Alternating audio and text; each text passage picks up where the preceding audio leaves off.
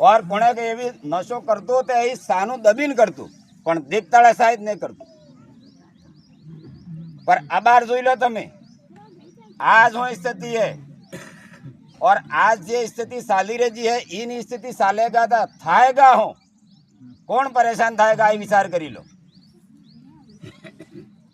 એટલે આપણે અહીંયા બેઠા તેમ વિચાર કરે કે અમે તો કાર્ય પરેશાન થવા વાળા નહીં હોય पर મને એમ લાગે કે જણદણ એક એક પરિવાર માટે દુઃખ આવે તણીદણ આપણે સાથી કુટુંબ ડોકામાં તો હાથ મિલીને રોવા સવાય કઈ ઉપાય નહીં।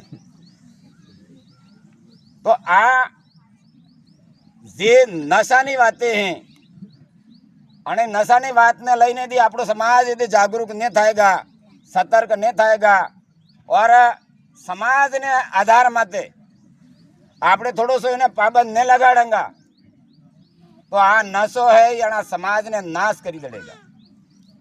आपने शरीर ने तो नाश करवा वालों है। कोई भी मना केवो भी नशो करो ये शरीर कड़क नहीं थवानु है ये शरीर कमजोर ज थाएगा और कमजोर थाएगा ते अनाम बीमारी पैदा थाएगा।